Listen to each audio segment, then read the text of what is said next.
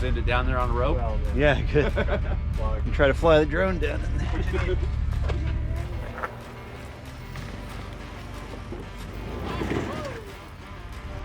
I'd winch it. It'd be way more controlled. Oh my hell. Just totally gave out right there, huh? It was really undercut. There we go. The most fun you can have at 2 miles an hour.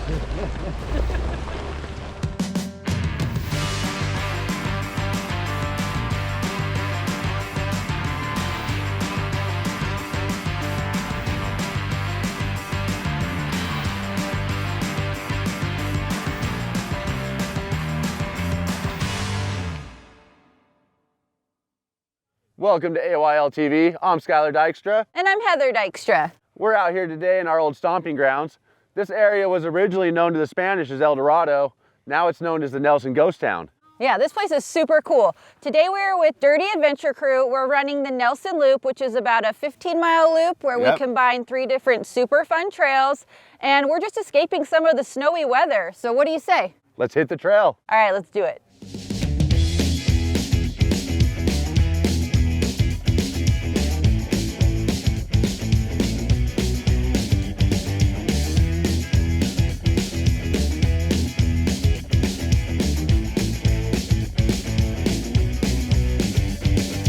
Today we're down south of Las Vegas in an area near the Nelson Ghost Town. It's my first time in the area and some really cool jeeping down here. I really had no idea how cool this was and how close it is to Las Vegas.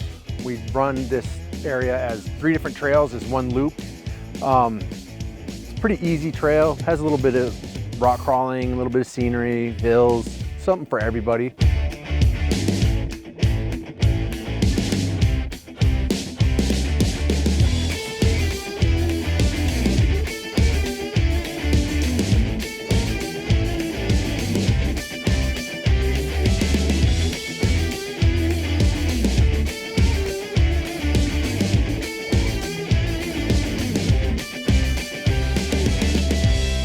I like the scenery and then the obstacles in the first part of it in Copper Cache.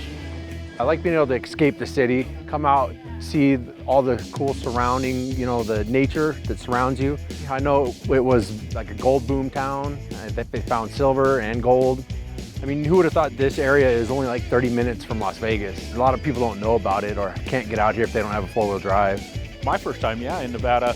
To do any kind of wheeling. We've driven through there a few times to get to places, but never really stopped. And so, hard to beat. Here we are, I don't know, 55, 60 degrees out here and just gorgeous. I mean, it's a great place to come in the winter. We got getting snowed on up home and here we are in shirt sleeves and shorts out here just enjoying a great day.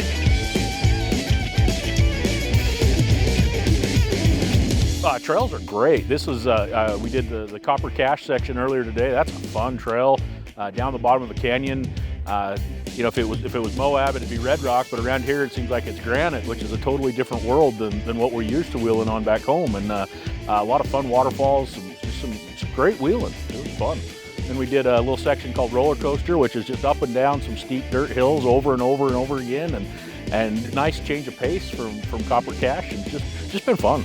Kind of a hidden gem. I was really surprised to find how cool some of these trails are and some of this area is.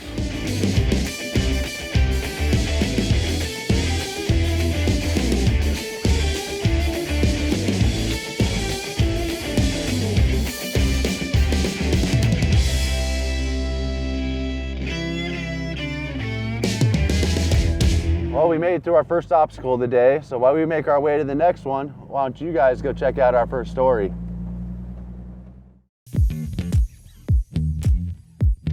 "50 years of Tunex service going on right now, 50 years of the Tunex name, and it is no different today because I am down here at the American Fork Tunex Automotive Center, and I'm with my good friend, Kevin Oliver. How you doing? Kevin has been working, you have owned this shop down here for how many years? Going on 20. 20 years now, so you're a veteran. I think you and I kind of share a little bit about the same. You know what, we've been doing this for so long. This is what I really like about the American Fork Tunex, is this is kind of like the hometown place, because you and all your employees, you're like family. Well, in fact, it actually started out as family. It was me and my father that owned it for a while, until he finally retired out. And most of my employees are 5+ years with me. Sam's almost going on 10. Not only do we like to hang out at work, but we hang out outside of work. We go out clay shooting, we go out, hang out at the ponds during the summertime and paddleboard and swim and ice fishing. We do ice a little fishing. bit of ice fishing, some off-roading, some side-by-siding, whatever you guys do, you like to do it all together. Lowers the fighting in the shop, you know, we're all friends.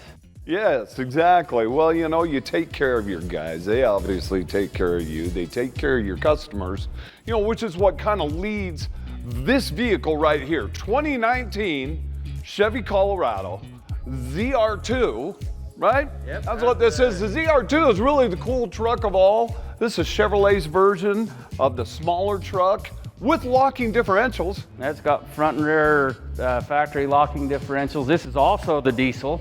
So this came in, failed emissions, had the check engine light on. We went into it, the code came up as it's not going into regen. So with all these new diesels, I think it's 2011 and newer, they run the DEF system. You have to have a certain speed for a certain amount of time for regeneration to work. Sure. So we brought it in after he brought it here from getting it diagnosed at a parts house. They kind of warned this guy that with the regen that he might need the whole DEF system. Everything involved, that could be pretty expensive. Here's thousands of dollars. Right. We got into it, looked at it with the scanner, went through all the sensors, everything was reading right, and what we found out is he doesn't get on the freeway for the long trips to have regen come in. So with our scan tool, we was able to do a service bay regen. You put it outside, we let the scanners run it. After that, we took it for a test drive. Everything went ready, and he passed emissions for not even close to thousands. Just for some diagnostic time and a little bit of driving time, really, because you guys came right down to it using your scan tool and all the technology there. You know, that's one of the reasons why we like to have the advanced diagnostic equipment in place, because it's more than just reading codes. Yeah, without it, it's nothing more than a guess. You can't do diagnostics with a code reader. Exactly. You gotta look at your sensors and be able to do bi-directional and control them and turn them on and off and make sure they're working. You know, you're doing emission testing, you're doing, you know, of course, tune-ups that we're really good at, but you know, we get into our suspension work, our brake work, what else? I like to try to take care of my customers. We'll do everything. I do motor swaps, tranny swaps. A lot of shops won't do heavy line, is what they call it. We will, like this car right here with the nicely painted orange Honda valve cover. We just did a head gasket on it. So whether you are here in American Fork, maybe you're Eagle Mountain, Orem, Pleasant Grove, Cedar Hills, Saratoga Springs, Highland, all over, this is your guy to come and see. He is fantastic. He's got a great crew, been with you forever, 50 years. Tunex is the place. Down here in American Fork with Kevin, hey, they're the team that I trust for sure. Stay tuned, more AYL TV coming up.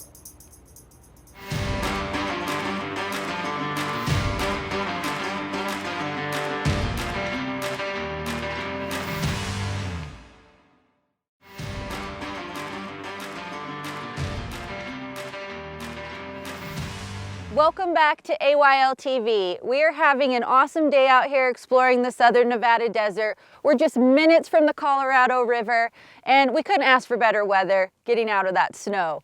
So we have a special guest today. This is my mom, Susan, and this is her first official full Jeep outing day with us. So what's your favorite part been so far? Well, my favorite part is to be able to spend a whole entire day with you and get some fresh air and do a whole mind reset and enjoy the weather and the time with you. Awesome. What did you think about the roller coasters? Well, it was awesome. It was a little bit, I will admit I closed my eyes a couple times, but you did it like a boss. So I was very proud of you. Awesome. Well, we're excited to have you out here with us today, and I'm glad you're having a good time. Thank you. Thank you for inviting me, and thank you for having me. Absolutely.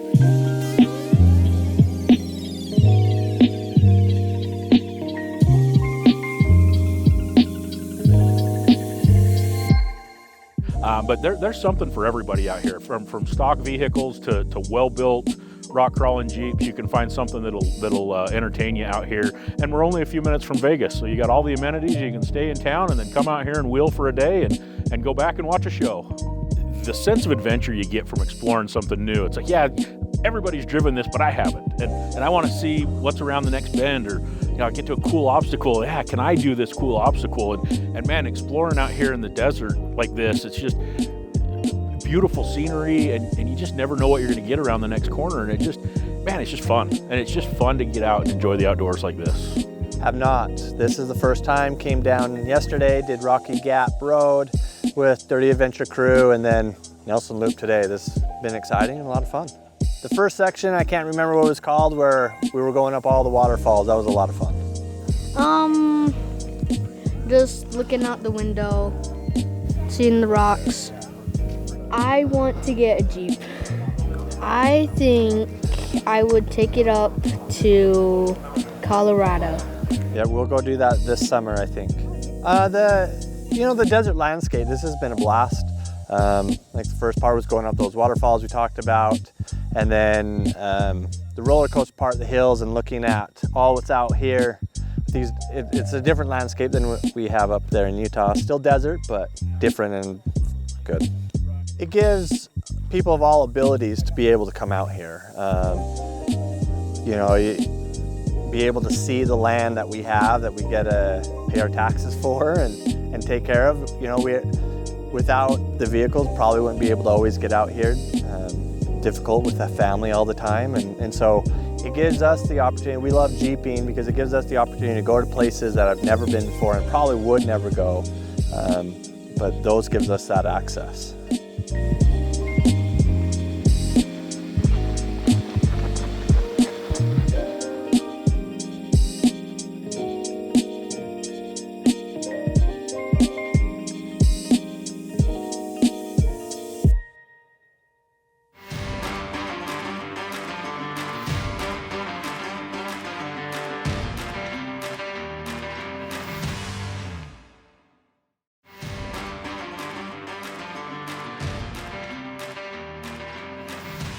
Welcome back to AYL TV. I'm Skyler. And I'm Heather. We've made it to the final waterfall in the Copper Cache part of our trail today. It's been fun, huh? Been an awesome morning, heck yeah. It is. So when we're out here, what's some things we want to remember to do? So like always, folks, we want to make sure that we stay the trail. We're not driving out into the desert where we shouldn't be. Definitely. If you find trash, pick it up, even if it's not yours. One of our members here today did an awesome example of that when we were airing down. What am I missing? We're in mine country, so when you're out here, you gotta remember, respect the mine, respect the mining equipment that's left. Make sure you leave everything right where you found it. So one of the main reasons we come down and wheel in this country is these big waterfall obstacles, just like this one right here.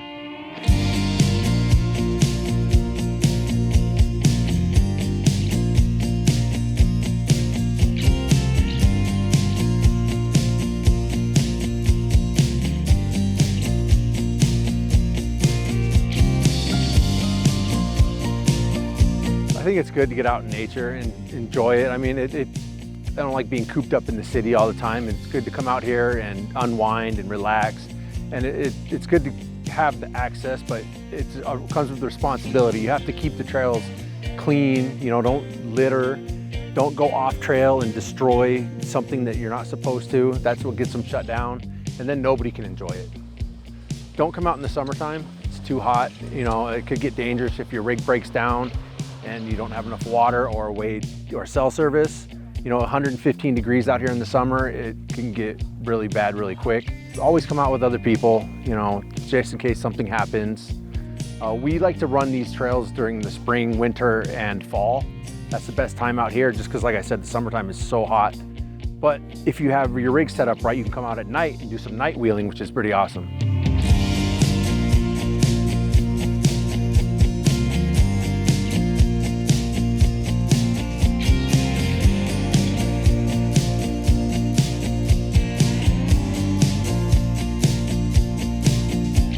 Going up some of these steep hills, it's kind of fun sometimes to just like dig in and tear them up a little bit. But I actually, used a locker at one point. I'm like, let's be good stewards of the trail, not tear it up for the next guy.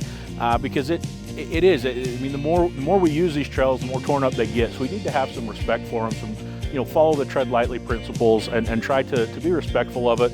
Clean up your trash. Don't widen trails. Don't go off trail if you can. I would say make sure you got good maps to come out here, because there are roads everywhere. And you never know, what you're going to end up with. I mean, it's middle of nowhere desert. Make sure somebody knows where you're going. Unfortunately, it's such good ammunition for people who want to close and restrict our access that we really have to be, just as off-roaders, we have to be good stewards of the land. And this group of people we go with, it's awesome to see that there's how many people understand and do that and follow those principles and really want to help leave the trail better than we found it.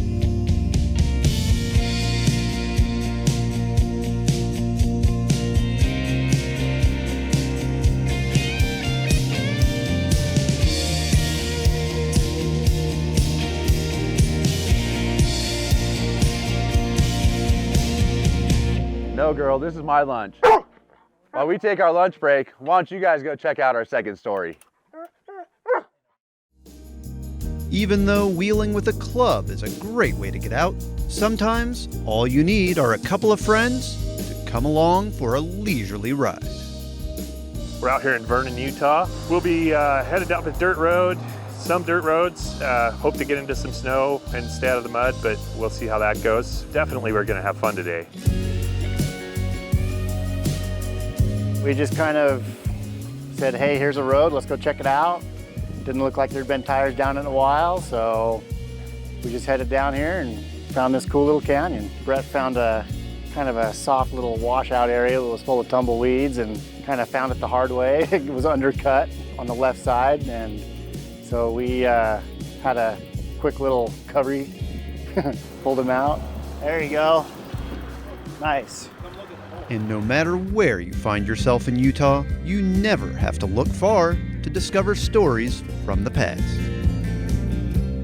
So we're at Simpson Springs on the Pony Express Trail. It was previously known as Egan Springs, named after my fourth great grandfather, Major Howard Egan, who explored several routes throughout Utah. He was with the original band of pioneers, spent a lot of time exploring in those early years. He actually explored and mapped out a route from Salt Lake City to Sacramento, made a bet at one point that he could get to Sacramento by mule in 10 days, won the bet, and I can't even imagine spending 10 days on a mule going to Sacramento. Fascinating to think about the grit they had as they explored this area, as they lived in this area. Normally we're used to seeing you on the trail in a 76 Cherokee Chief. But today you busted out the German metal in a world full of Jeeps and Toyotas. Yep. What are you rocking here? Yeah, I'm definitely odd man out today. Yeah, this is my 1998 Mercedes ML 320. I think she's sitting just under 320,000 miles right now. Most of it's original too, actually. So that's pretty amazing. Yeah, it's been a good rig. You've had to do your own lift and fabrication and everything. Yeah. But the cool thing is this thing works. Yeah. On the trail, this thing works. Really, the secret to this is since there's no lockers, there's none of that, is really getting to know the traction control. So you just got to keep it rolling, like 1 or 2 miles an hour, and just let the computer do the work, and it does. It just works. That's all of our rigs. It doesn't matter what you're driving. They all have their little idiosyncrasies, and a lot of it comes down to being familiar with your rig. Yep. I love seeing unique vehicles, so thanks for giving us a tour on what's out there and available for people to build. Egan, it was a horse trail, and then Simpson really did a lot of good things in kind of developing this as more of an overland stage route. My fourth great grandfather, he was a superintendent of the Pony Express in this part of the state. The 18 months that it ran, then he kind of transitioned to the overland stage. Then when the rail came in, he actually kind of pivoted a little bit to help out with that. But that really, once you got the rail going through, who needs a stagecoach, right? But I had a lot of admiration for him and the other characters that explored this area and how they just managed to do it. we're just getting out. We're just using up a little fuel to, you know, meeting old friends and meeting new friends. It's good to get out, and especially, you know, start a new year off right. Can't go wrong with that.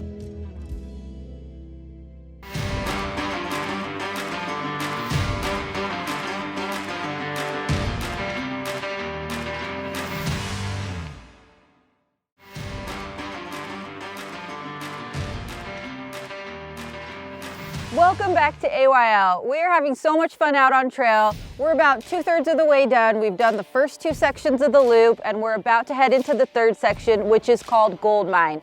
So we found this really cool mine. What do you know about this? So this mine here is the Ora Plata mine.